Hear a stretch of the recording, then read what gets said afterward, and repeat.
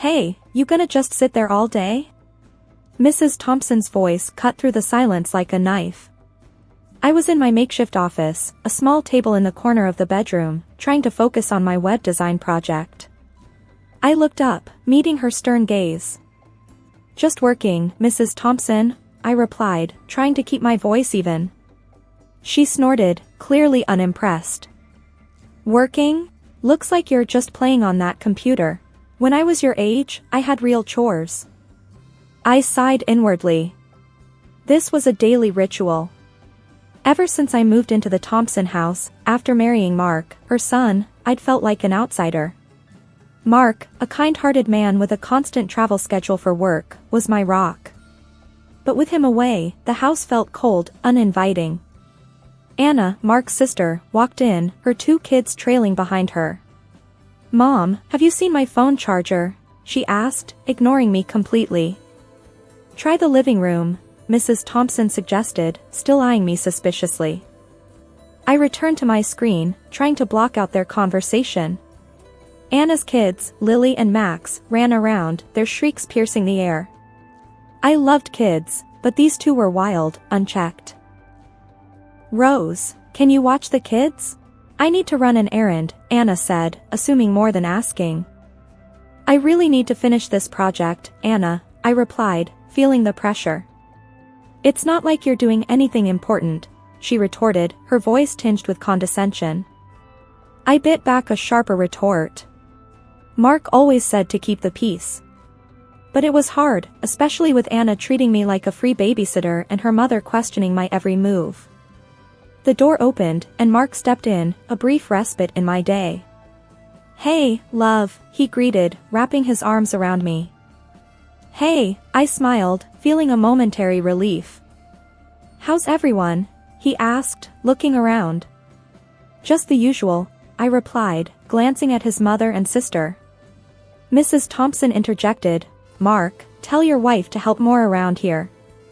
She's always on that computer." Mark looked at me, then back at his mother. "Mom, Rose works hard. Her job is just as valid as any other." Anna rolled her eyes. "Sure, if you call sitting all day work. Mark sighed. "Anna, let's not start this again." I appreciated Mark's support, but I could tell he was tired of playing mediator. As he left to unpack, Mrs. Thompson gave me a look that could curdle milk. "Remember, Rose, this is my house. You follow my rules," she said sharply. I nodded, feeling the familiar knot of frustration in my stomach. I was an orphan, with no family to turn to. This was my home now, but it didn't feel like it. As I turned back to my computer, I promised myself that things would change. Mark and I were saving for our own place. A home where respect and kindness weren't foreign concepts. A place where I could work in peace, love openly, and be myself. The house was buzzing with noise, but I felt more alone than ever. Mark had just left for another one of his work trips, and the emptiness he left behind was tangible. I was in the kitchen, trying to fix myself some toast, when Mrs. Thompson barged in. "Can't you make something more useful? You're always eating bread. No wonder you're so skinny," she remarked, her tone dripping with disdain. "Just not very hungry, Mrs. Thompson," I replied, keeping my voice calm. "You'd be hungry if you did some real work around here," she shot back, rummaging through the fridge. I sighed and left the kitchen with my toast. Eating in my room seemed like a better option than enduring another round of criticism. Later, as I tried to concentrate on my work, Anna's voice echoed from the hallway. "Rose, can you watch the kids again? I've got to run out." "Anna, I really need to get this work done. It's important," I responded, feeling the frustration build up. "Oh, come on, it's just clicking around on a computer. How hard can it be?" Anna retorted, her voice laced with sarcasm. I bit my tongue, resisting the urge to argue. It was easier to agree than to start another fight. "Fine, I'll watch them," I conceded. As I tried to manage Lily and Max, who were more interested in playing tag around my workspace, I realized how isolated I felt in this house. surrounded by people, yet so alone. That night, I heard Anna and Mrs. Thompson talking in the living room. "She's not right for Mark. Just sits in her room all day, doing God knows what on that computer." Mrs. Thompson's voice was sharp and clear. "Yeah, and have you noticed how she never joins us for meals anymore? As if she's too good for us," Anna added, her words like daggers. I lay in bed, their words stinging. I missed Mark's presence, his understanding. He was the buffer between me and their constant judgment. Without him, it felt like I was an easy target. The next day, as I made myself another solitary meal, Mrs. Thompson walked in. "You know, if you spent more time with us, maybe you'd feel more part of the family," she said, her tone accusatory. I looked at her, feeling the irony of her words. "I try, Mrs. Thompson, but it's hard when I feel like everything I do is wrong in your eyes," I replied, my voice barely above a whisper. She just huffed and walked out, leaving me alone again. I realized then that no matter how much I tried, I would always be an outsider in this house. My presence was tolerated, not welcomed. And with Mark away, the thin veneer of family harmony was quickly unraveling. The day started like any other, but it turned into the worst day of my life. I was in my room, headphones on, when Anna barged in without knocking. "Your phone's been ringing off the hook," she said, her voice unusually somber. I pulled off my headphones, feeling a knot in my stomach. "Who is it?" I asked, reaching for my phone. "It's Mark's company," she replied, avoiding my gaze. My hands trembled as I answered the call. The voice on the other end was calm, but the words were like a sledgehammer. "There's been an accident. Mark's plane. I'm so sorry." The phone slipped from my hand, clattering to the floor. My whole world collapsed in that moment. Mark, my husband, my best friend, gone. I don't remember much after that. I vaguely recall Mrs. Thompson and Anna in the living room, their voices a distant echo. "Did you hear about Mark?" Mrs. Thompson's voice was flat, almost emotionless. "Yeah, what a shame. But you know, with his job, it was always a risk," Anna replied, her tone too casual for the gravity of the situation. Their words felt like a betrayal. Where was the grief? The loss? It was as if Mark was just an inconvenience removed from their lives. In the days that followed, I was a ghost in the house, barely eating, barely existing. Mark's funeral was a blur. I remember standing there, feeling the weight of my loneliness, surrounded by people who were supposed to be family. But a new shock awaited me. Amidst my sorrow, I discovered I was pregnant. The news brought a confusing mix of joy and heartache. A part of Mark was still with me, yet he'd never know. After the funeral, Mrs. Thompson's true colors shone brighter than ever. "Rose, we need to talk about the house," she said, her voice cold and calculating. I looked at her, not comprehending. "What about the house?" I asked, my voice barely a whisper. "You can't stay here anymore. Now that Mark's gone, there's no reason for you to be here," she stated bluntly. I felt the room spin. "But this was my home with Mark," I protested weakly. "Was. Past tense. You need to find somewhere else to live," she said, her eyes void of any sympathy. Anna chimed in. "Yeah, Rose, it's time to move on. You don't really belong here anyway." "I need to tell you something," I began, my voice shaky. "I'm pregnant. Mark was going to be a father." Their reaction was nothing like I expected. Mrs. Thompson scoffed. "Pregnant? That's convenient. Trying to find a reason to stay here, are you?" Anna joined in. "Yeah, right. As if we'd believe that. You just don't want to leave." I stood there, stunned. Their words stung more than I could express. "It's true," I insisted, my voice barely above a whisper, but they just laughed it off. I packed my bags in a daze, each item a reminder of the life I had lost. As I was about to leave, I turned to them. "You're kicking me out at the worst time of my life. How can you be so cruel?" Mrs. Thompson looked at me, her expression unmoved. Life's tough. You better learn that fast. With nowhere to go, I left the house, each step away feeling like a descent into an unknown abyss. The future was a dark void, and I was walking into it alone. A month had passed since Mark's funeral, and I was living with Aunt Sarah, his kind-hearted aunt who had taken me in. The grief was still raw, but life had to go on, especially now that I was pregnant. I was in the middle of a web design project when Aunt Sarah called me from the living room. Rose, there's a call for you. Sounds important. Curious, I answered the phone. Hello, this is Rose. Mrs. Thompson, I'm John from Greenfield Notary. I'm calling about your late husband's last affairs, the voice on the other end said. My heart skipped a beat. What about them? I asked. Your husband had a life insurance policy, and you're the sole beneficiary. It's a substantial amount, John explained. I felt a mix of shock and relief. How much are we talking about? I inquired, trying to keep my voice steady.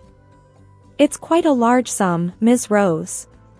Enough to secure a good future for you and your child, he replied. I hung up the phone, my mind racing. This money could change everything. I could start a new life, provide for my baby, maybe even move to a place of our own. I shared the news with Aunt Sarah. That's wonderful, Rose. Mark always was thoughtful. He's taken care of you even now, she said, her eyes moist.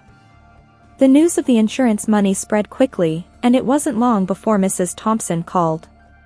Rose, I heard about the insurance. We need to talk, she said, her tone insistent. I braced myself. What about it, Mrs. Thompson? You know, since you're the beneficiary, I think it's only fair that you share some of that money with us. After all, we're Mark's family too, she demanded. I couldn't believe her audacity. Share the money? After you kicked me out when I needed you the most? I replied, my voice firm.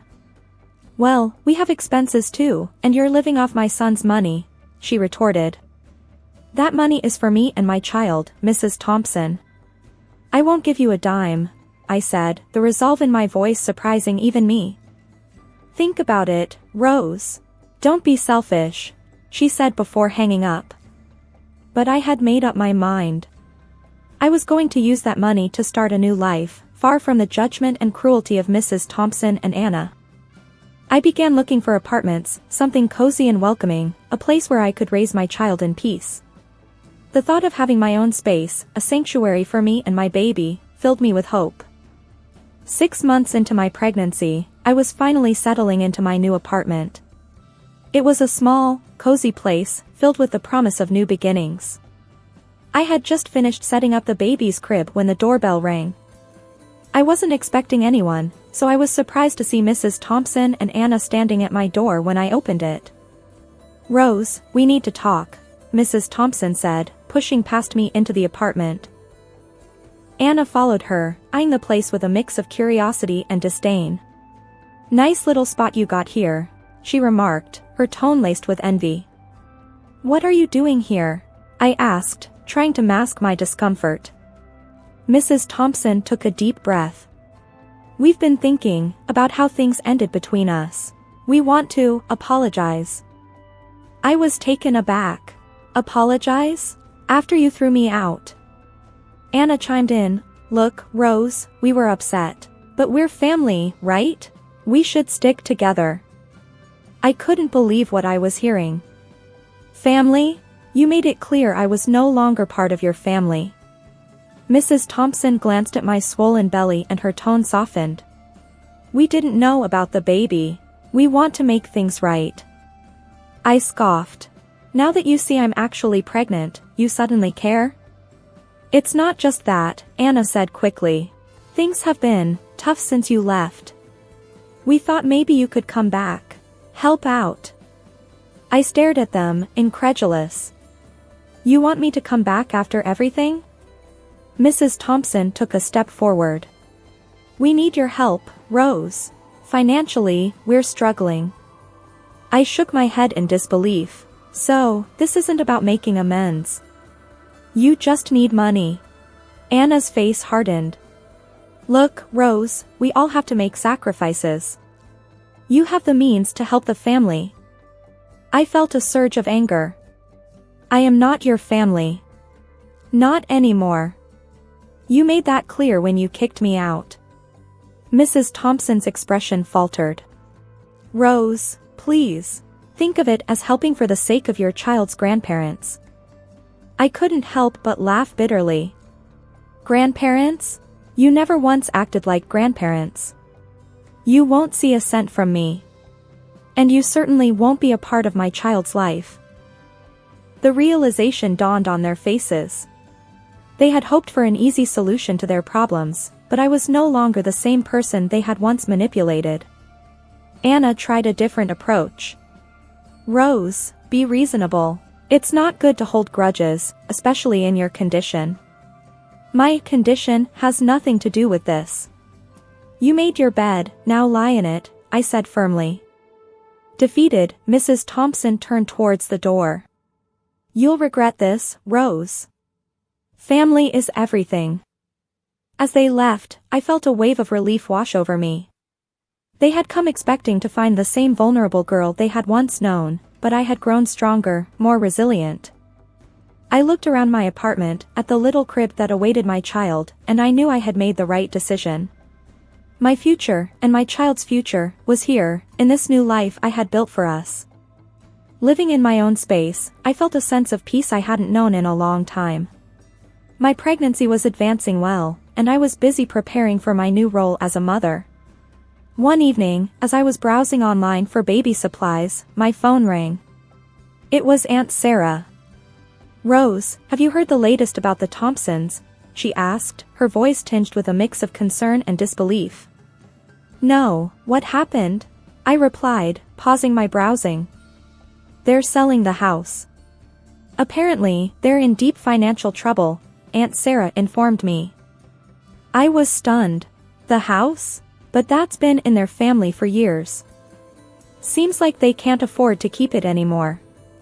Anna's husband lost his job, and without your financial contribution, they've hit rock bottom, she explained. I felt a strange mix of vindication and pity. I can't believe they're selling the house. Where will they go? From what I heard, they're moving into a much smaller place. Anna is not taking it well. She's had to get a job at a local store, Aunt Sarah said. The news hit me unexpectedly. Anna, who had always looked down on anyone who worked a regular job, was now working in retail. Wow, that's a big change for her, I said, trying to process the information. Yeah, she's been complaining to anyone who'll listen. But, you know, maybe this will be a good lesson for her. A bit of hard work never hurt anyone, Aunt Sarah added. I thought about how much my life had changed since leaving the Thompson house. I guess we all get what we deserve eventually, I mused. We chatted a bit more before saying our goodbyes. I sat back and thought about the twist of fate.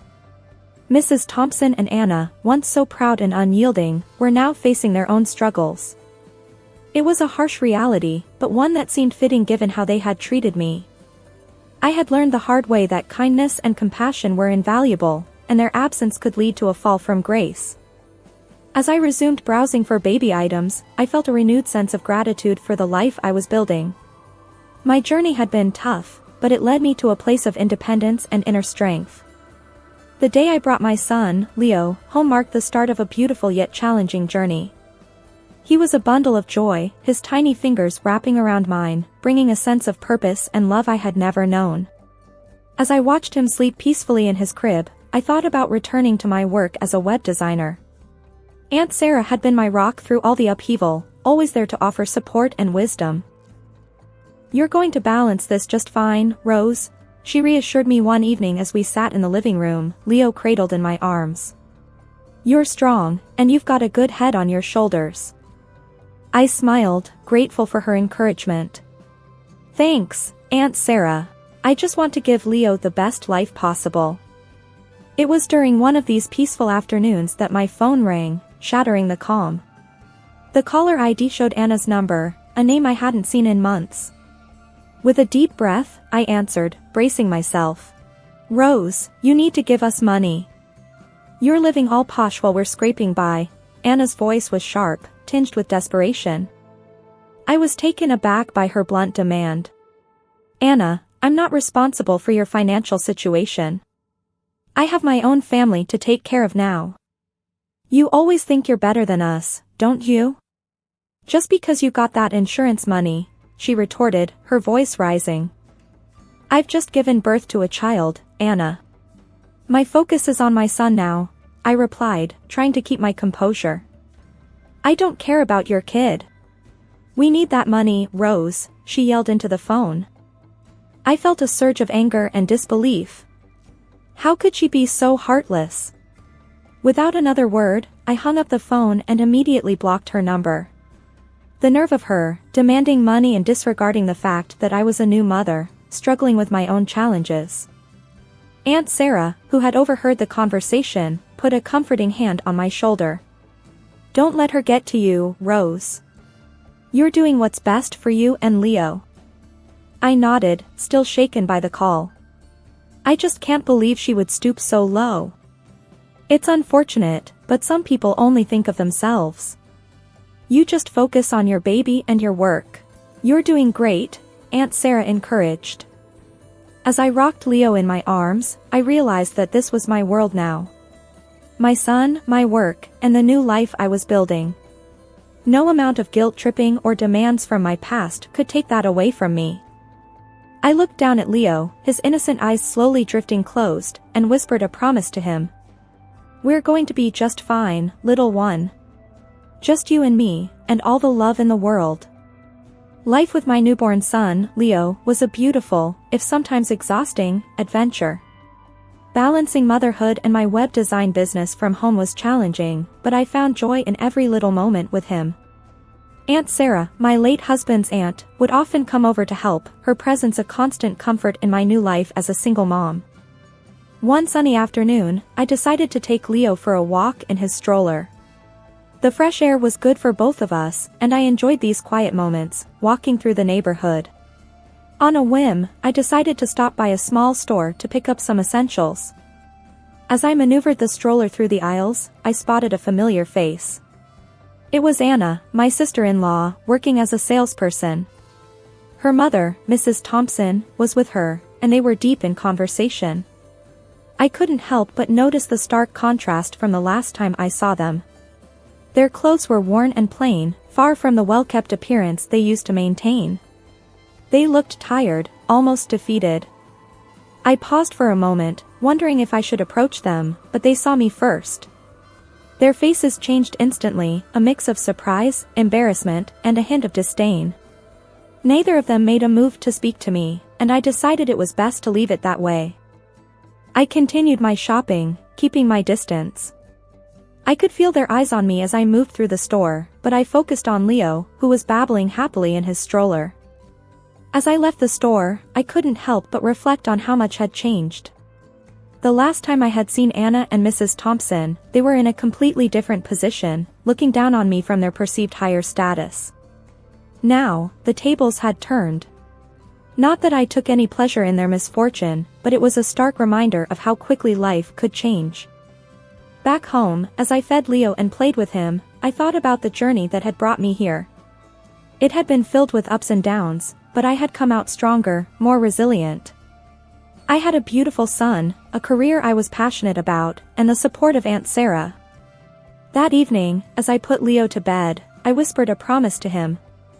I'll always be here for you, my little one.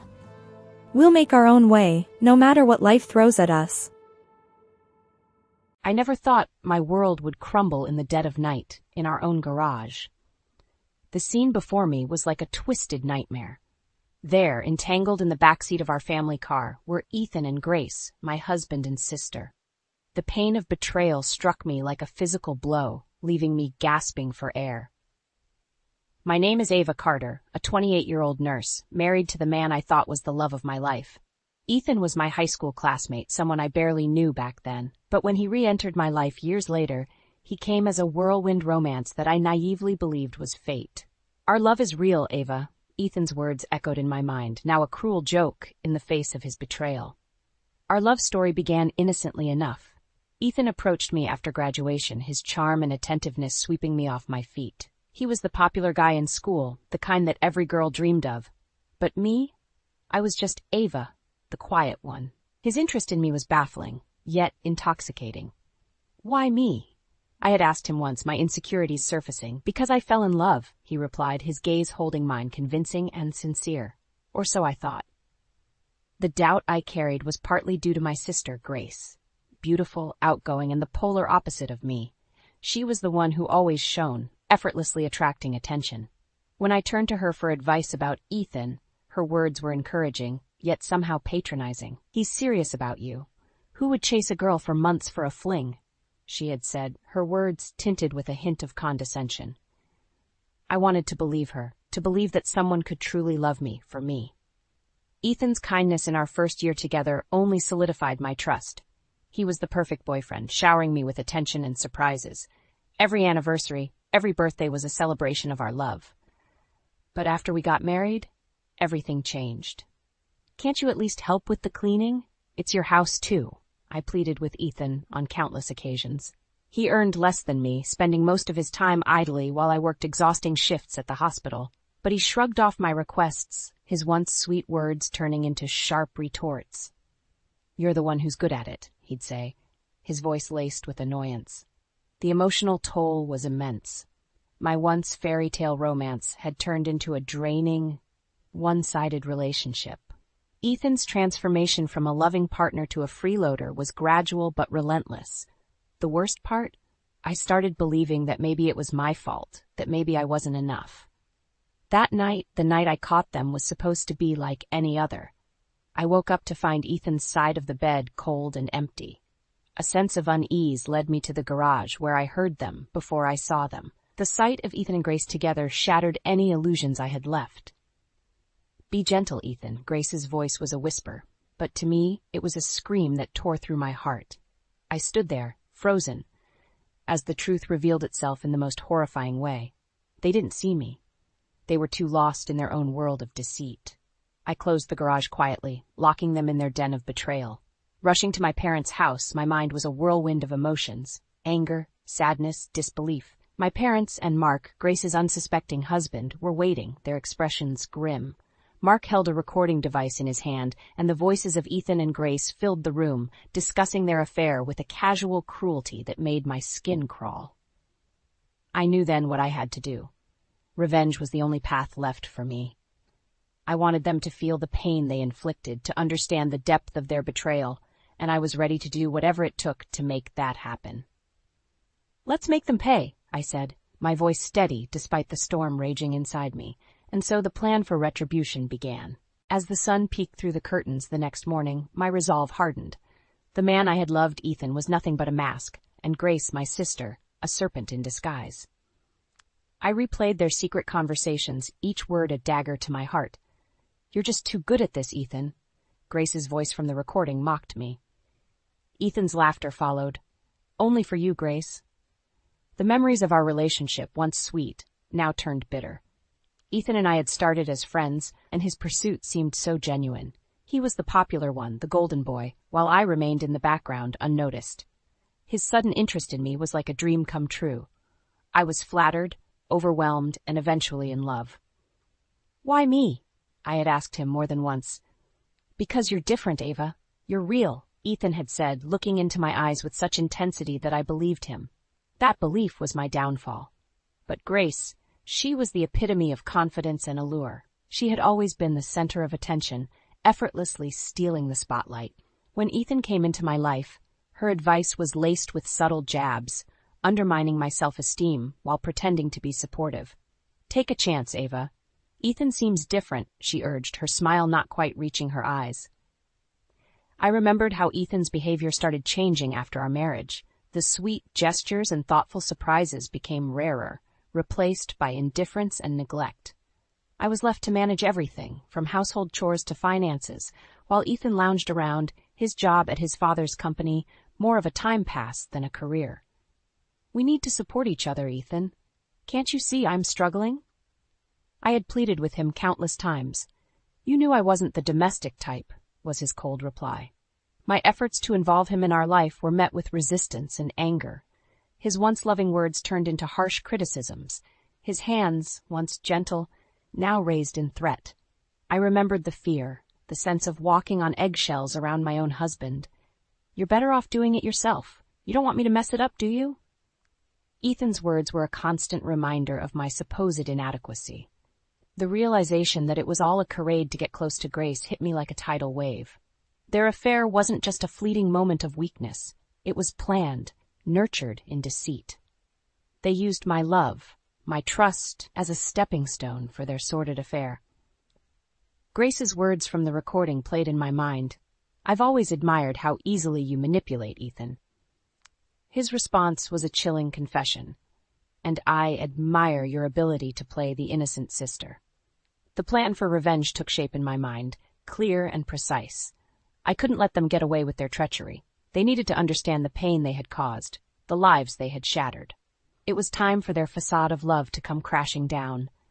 "I will make them regret every lie, every deceit," I whispered to myself, a vow that I intended to keep. The morning light did nothing to ease the storm inside me.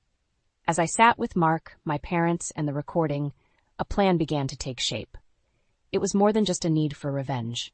It was a quest for justice, for exposing the lies that Ethan and Grace had woven so skillfully.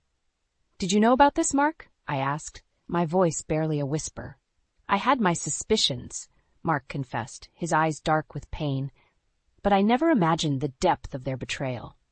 My parents, always supportive, looked at me with a mixture of sadness and resolve. "We're here for you, Ava, whatever you need," my father said, his voice firm. It was a surreal moment, hearing the supportive words of my family while grappling with the betrayal of those I had loved. Ethan's true nature was a bitter pill to swallow. He was no longer the man I married, but a stranger with a charming facade. "Our anniversary? It was all a lie, wasn't it?" The words tumbled out of me, a mixture of anger and heartbreak. "He never cared about the marriage, Ava. It was all a game to him." Mark's voice was heavy with unspoken emotions. The conversation shifted to the specifics of our revenge. It had to be meticulous, leaving no room for Ethan and Grace to escape the consequences of their actions. "We need to hit them where it hurts the most," I said, my voice steady despite the turmoil inside. "Financially and socially," Mark added, his mind already strategizing. The plan was simple yet effective. We would use the evidence of the affair to ruin their reputation. Ethan's job at his father's company would be the first target. With the recording and my testimony, it would be easy to convince his father of Ethan's true character. "Grace won't get away with this either," I said, a cold determination settling over me. Mark nodded. "I'll file for divorce and make sure she doesn't get a penny." The thought of confronting them was both terrifying and exhilarating. I wanted to see the shock on their faces when they realized their world was crumbling. I wanted them to feel a fraction of the pain they had caused me. "Let's do it. Let's bring them down," I declared, my voice filled with a newfound strength. My parents agreed, their support unwavering. "We'll stand by you, Ava. Always," my mother said, her eyes glistening with tears. The meeting ended with a plan in place. It was time for Ethan and Grace to face the consequences of their actions. They thought they could use me and get away with it. They were wrong. I would make sure of that. The day unfolded with a tense anticipation. I waited for the moment when Ethan and Grace would realize their carefully constructed world of lies was about to collapse. My heart raced with a mix of fear and vindictive satisfaction.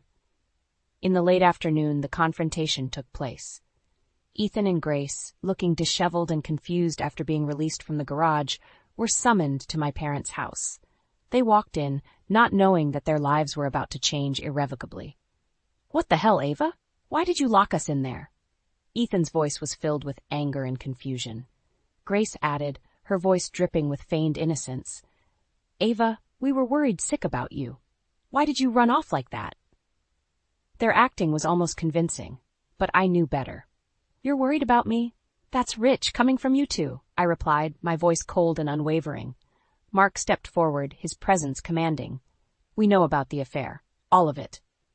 Ethan and Grace exchanged a panicked look, their masks of concern quickly dissolving. You have no proof, Ethan blurted out, his voice betraying his fear. That's where you're wrong, Mark said, pulling out the recording device. The voices of Ethan and Grace filled the room, their intimate conversation echoing off the walls. The color drained from their faces as they listened to their own words, their affair laid bare for all to hear.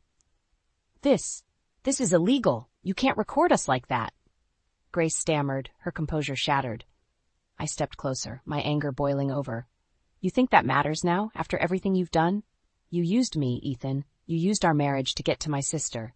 And you, Grace, how could you do this to me? To Mark? My voice was a mixture of rage and heartache. Ethan's defiance crumbled, replaced by a desperate plea. Ava, please, I didn't mean for it to happen. It just did. And you, Grace? What's your excuse? I demanded, my gaze fixed on her. Grace's eyes darted around the room, seeking an ally, finding none. It was a mistake, Ava. I never meant to hurt you. A mistake? You call an ongoing affair a mistake? My words were sharp, cutting through the room. Mark intervened, his voice calm but firm. The marriage is over, Grace. I've already filed for divorce. And as for you, Ethan, your father will know about this. I doubt he'll want a son-in-law who cheats on his daughter with her own sister. Ethan's face went pale, the reality of his situation finally dawning on him. Grace began to sob, her tears failing to elicit sympathy from anyone in the room. You two deserve each other, I said, the finality in my voice marking the end of the chapter that had been Ethan and Grace in my life.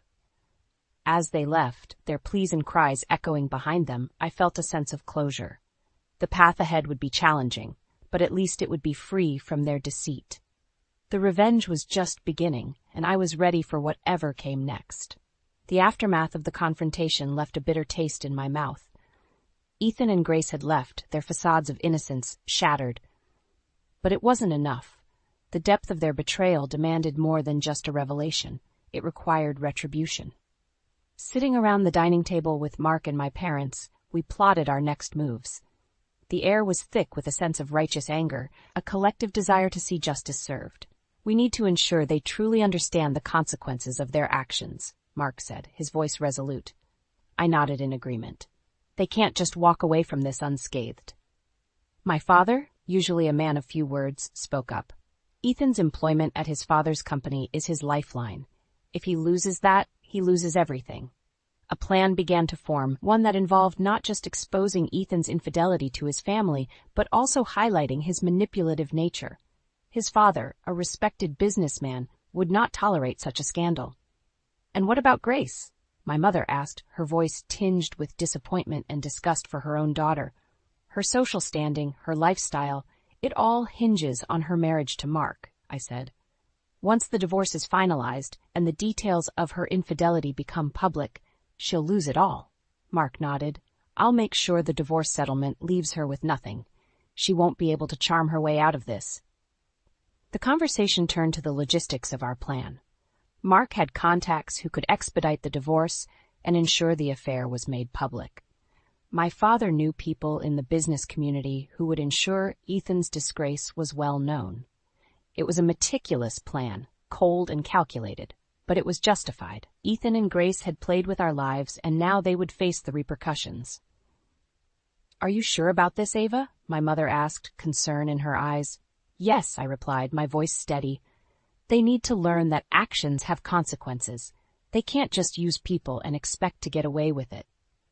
As we finalized our plan, I felt a sense of empowerment. For too long, I had been the victim of their deceit, but now I was taking control. Ethan and Grace would soon learn the true cost of their betrayal, and I would be there to witness their fall. The following days were a whirlwind of activity as our plan was set into motion. Mark, with his connections, expedited the divorce proceedings and ensured that the details of Grace's infidelity became public knowledge. The reaction was immediate and scathing. Grace, once a social butterfly, found herself ostracized, her friends turning their backs on her in disgust. Meanwhile, my father used his influence to spread the word about Ethan's behavior. Soon enough, the scandal reached his father's ears. The disappointment and anger in his father's voice were palpable when he called Ethan for a meeting. I cannot believe you would stoop so low, Ethan, his father had said, according to what I heard later. You have not only shamed yourself, but our entire family. Ethan's pleas fell on deaf ears. His father, a man of principles, could not overlook such a grave transgression. Ethan was promptly removed from his position in the company, his future in tatters. As for Grace, the reality of her situation hit her hard. The luxurious life she had enjoyed was slipping through her fingers like sand. Her husband, whom she had deceived, was now her ex-husband, and he made sure she left the marriage with nothing but her personal belongings. The day of reckoning came when I encountered Ethan and Grace together, looking defeated and desperate. They had come, hoping for some form of forgiveness, a chance to explain themselves. "Ava, please, you have to understand," Ethan began, his voice trembling. "You don't get to ask for understanding, Ethan. Not after everything you've done," I cut him off, my voice cold and unyielding. Grace was next, her eyes brimming with tears. "Ava, I'm your sister. Please, can't we just talk about this?" "You ceased to be my sister the moment you betrayed me," I said, the finality in my voice leaving no room for argument. They tried to plead, to reason, but it was useless. The damage was done, their actions irredeemable. They had played a dangerous game and lost everything. "You both made your choices, and now you have to live with them," I said, turning away from their pleas. As I walked away, leaving them behind, I felt a sense of closure. The weight of their betrayal would no longer hold me down. They had received their due punishment, and I could finally move on. Ethan and Grace had thought they could manipulate those around them without consequence. But they were wrong. They learned the hard way that deceit and treachery come at a price they would now pay for the rest of their lives. In the weeks that followed, the dust began to settle. Ethan and Grace, now pariahs, faced the harsh reality of their choices. Their fall from grace was a tale whispered in hushed tones among our acquaintances, serving as a stark reminder of the consequences of betrayal and deceit. Meanwhile, I found myself in a period of reflection. The intense emotions that had fueled my desire for revenge gave way to a quiet introspection. I had sought justice, and in many ways I had achieved it. Yet, the victory was bittersweet. There was no joy in seeing the downfall of people I once loved, only a profound sense of loss and a desire to move forward. I threw myself into work, finding solace in the routine and the sense of purpose it brought. My colleagues noticed the change in me, a newfound strength and resilience that had emerged from the ashes of my old life. One day, after a particularly grueling shift, I sat down with a close friend and coworker, Lisa, who had been a pillar of support through everything. "You look different, Ava. Stronger," she commented, her eyes filled with a mix of concern and admiration. "I had to be," I replied, stirring my coffee absent-mindedly. "I couldn't let them destroy me." Lisa nodded, understanding. "And now, what's next for Ava Carter?" I smiled, a genuine smile that had been absent for too long. "I start living for myself. I rebuild, but this time on my own terms." The path to healing wasn't straightforward. There were days when anger and sadness threatened to overwhelm me, but with each passing day they became less potent. I began to rediscover parts of myself that I had lost in my marriage, my independence, my strength, and my capacity for joy. Months passed, and life found a new rhythm. Ethan and Grace became distant memories, occasional whispers in the wind that no longer had the power to hurt me. My relationship with my parents and Mark grew stronger, forged in the fires of adversity. We had faced a storm together, and it had brought us closer. As for love, I was cautious. The scars of betrayal were still there, but they were healing. I knew that someday I would be ready to open my heart again, but for now, I was content in finding peace within myself. Sitting in the park one sunny afternoon, watching the world go by, I realized that I had come a long way. The journey had been painful, filled with trials and tribulations, but it had led me to a place of understanding and acceptance. I had learned that revenge, while satisfying in the moment, was not a path to true happiness. True strength lay in forgiveness, in the ability to let go of the past and embrace the future. As I looked up at the clear blue sky, I felt a sense of hope, a belief that the best was yet to come. The past could not be changed, but the future was mine to write. And with that thought, I stood up, ready to face whatever life had in store for me, with a heart that was healing and a spirit that was unbroken.